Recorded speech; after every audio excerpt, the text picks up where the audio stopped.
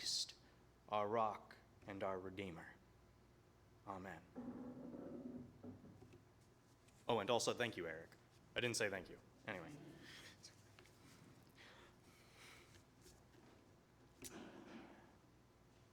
As we begin Lent and journey into the Easter season, I wanted to look at some of the characters that make up the story that leads to the crucifixion of Jesus. There are many characters that surround Jesus on his way to the cross, some allies and some antagonists. The complex thing about these people is that the characters in the story of Easter are rarely black and white. When you really dig down to it, all these characters have their own motivations. All of them make mistakes, but they aren't pure evil either. Much like us, don't you think? I feel that if we look at these characters and understand them, we learn from their mistakes, and the story of Easter becomes less of a moment in history and more something that still lives with us today. And the first person I wanted to talk about is probably the most famous of them, Peter, the disciple of Jesus. Thank you, Lori, for putting up with that long reading. Peter is one of the most prominently featured characters in all of the Gospels besides Jesus. He is the leader of this ragtag group of disciples and is assigned that role by Jesus. He's not the most intelligent disciple. He's not the most politically savvy disciple, nor is he the best behaved disciple. But what he lacks in all of those things, he makes up in finesse. When someone questions Jesus or speaks out, it's often Peter. But really, this is because Peter is, in a way, the most ideal disciple. He's eager to learn, and he's useful. He may not be traditionally educated like other rabbis would want to take on. And it may be because that he is so eager to learn from Jesus. Or he's not the most educated, and therefore he wants to learn from Jesus. He may come across as hot-headed, but I think that's because he actually cares about Jesus and his mission. For example, when Jesus walks out on the water and Peter asks to let him join him, we tend to see this as foolishness. But he does actually walk on that water for at least a moment. And while Jesus criticizes Peter for not having enough faith, Peter did actually need faith to attempt to walk on that water at all. And none of the other disciples even try.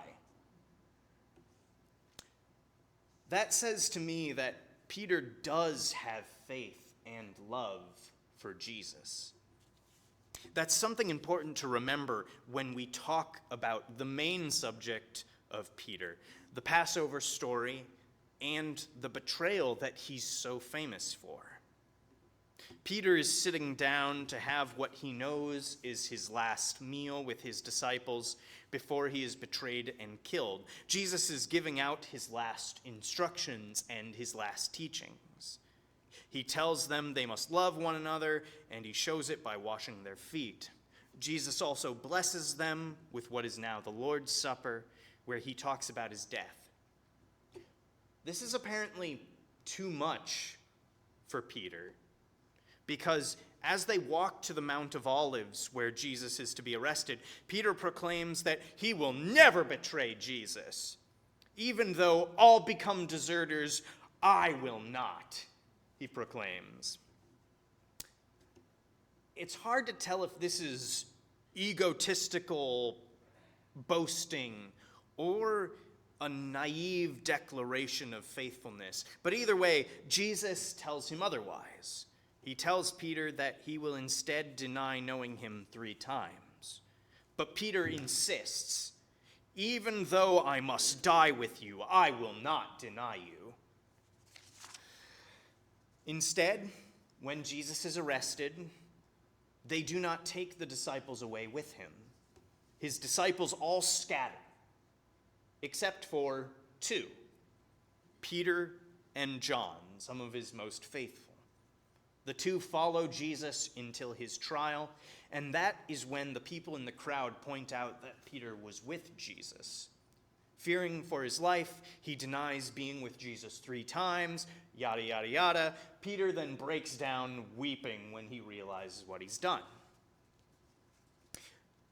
What is the important lesson to be learned from Peter?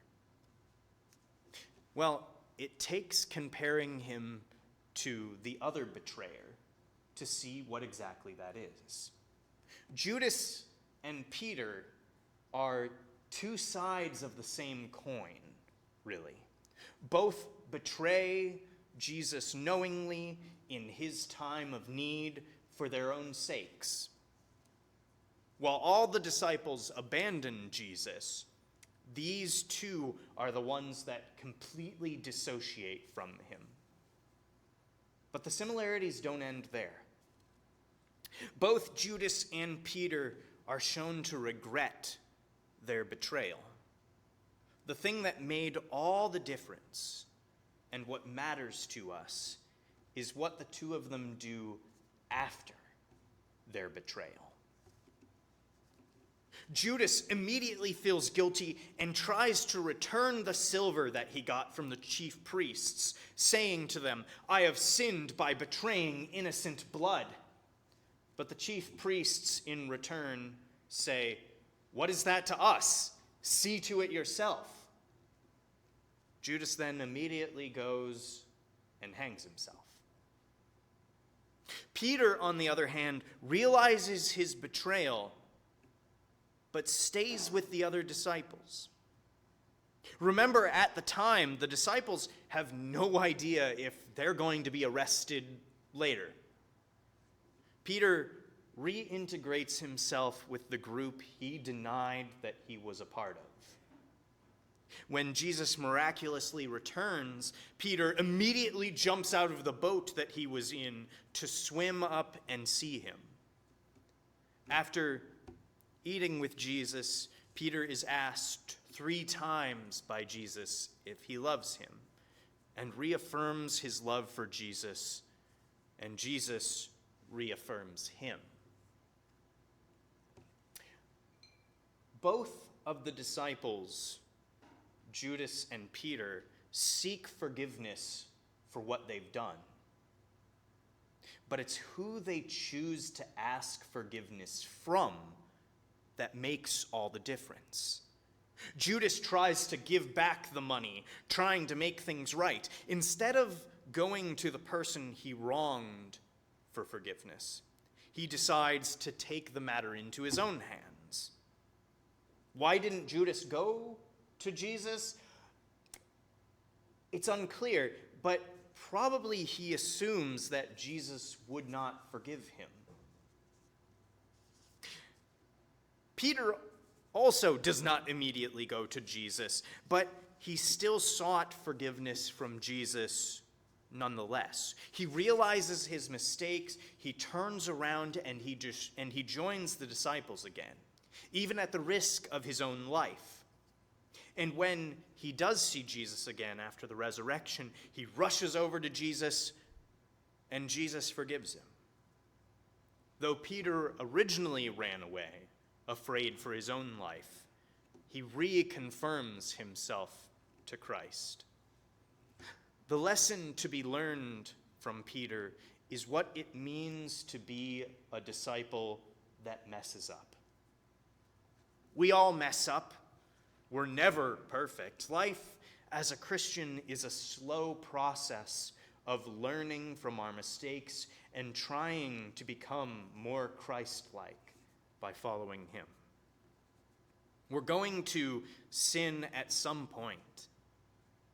And when we do, we have two choices.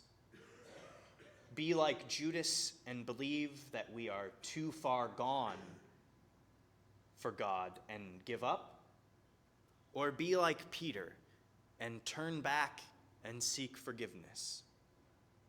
Peter's example proves that we are never too far for God to forgive.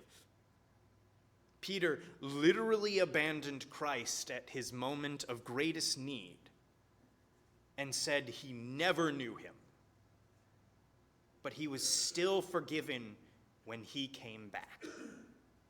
Peter is the living parable of the prodigal son and proves that God is loyal to us when we turn back. It's tempting to sometimes think that our own brand of sin is too much for God. But Peter proves that that is literally not the case. This Lent, let us remind ourselves that we are never too far from God. Amen.